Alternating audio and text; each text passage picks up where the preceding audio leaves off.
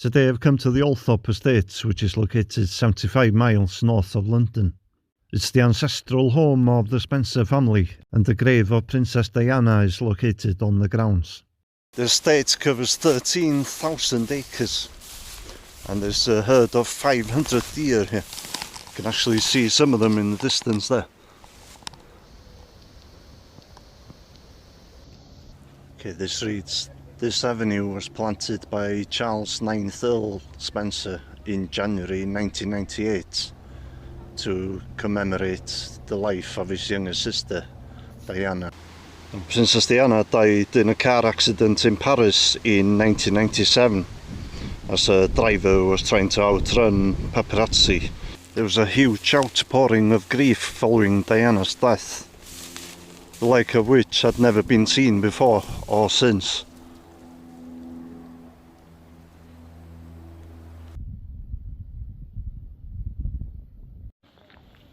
These are the old stables, and this is where the cafe is now.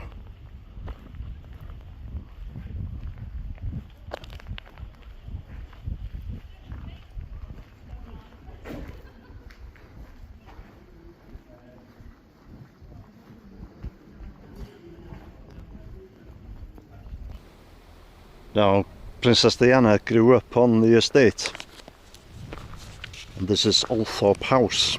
It's built in 1688 and it replaced an earlier house. It has 90 rooms, and this library used to have 100,000 books, but many were sold in the 19th century to pay for the upkeep of the house.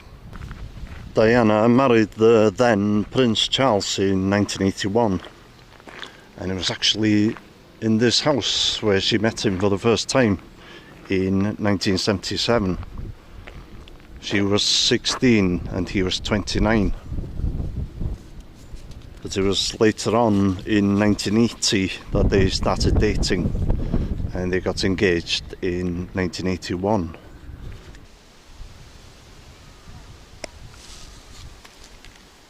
Now, Charles and Diana had very different personalities, and it was a very unhappy marriage, and they eventually divorced in 1996. Diana suffered from bulimia and depression, and she struggled with the constant media attention.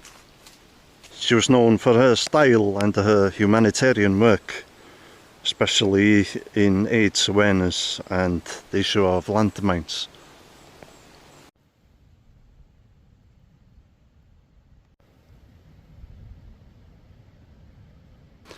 Diana was laid to rest on an island in the middle of a lake in these grounds. Just coming up to the gravesite now. The lake is actually a lot smaller than what I imagined. And as you're approaching it from this side, you're only a few meters away from her grave, really, but obviously you can't see anything. You can see the platform there, if that's what you call it, where you'd get off the boat to go to the island.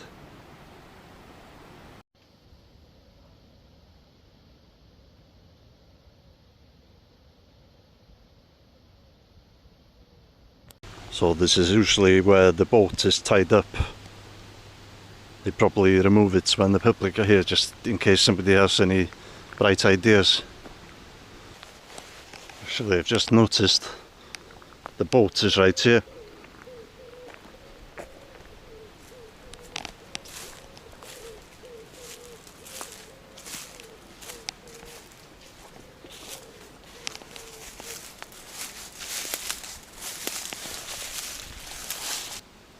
So when Prince William and Prince Harry come here to visit the grave, this must be the boat that they used to get to the gravesite. I don't believe there are any photographs online of the grave itself. There was one photo released soon after her death with they had placed all the flowers. The flowers just covered the whole island, but they didn't show the actual grave. They got these wooden benches along here.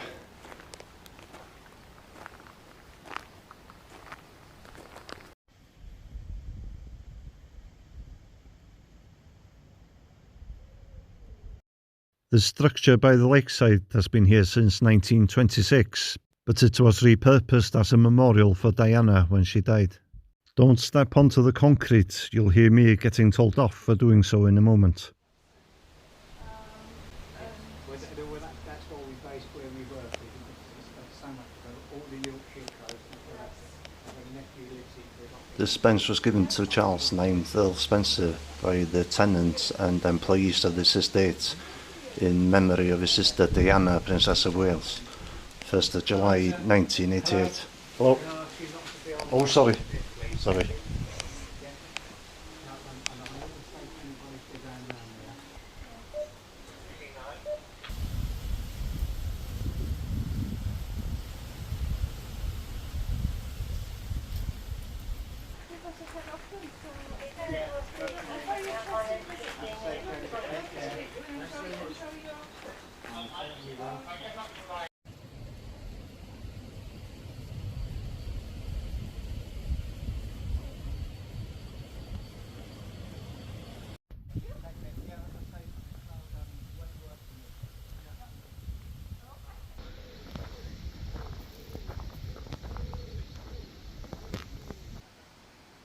It's a strange feeling to think that she's buried just over there.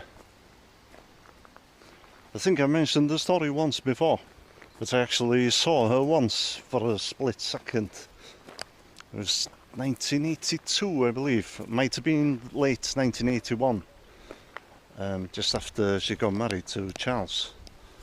And they were going to an event in Carnarvon in Wales, and they had to drive through our village to get there. And we were allowed to go out of school early just to see them pass. It's a beautiful spot, as you'd expect.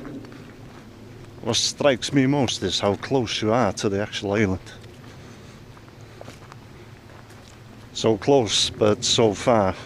It's completely off limits. There's no sign saying you can't, so I'm presuming you can actually go right up to the lake here.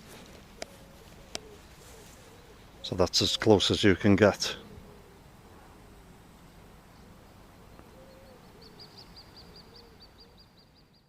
The lake was created in 1860. Before then, the land had a different use. And this used to all be just flat land. There was a dairy here before they made it into a boating lake. And there used to be an actual boating shed here.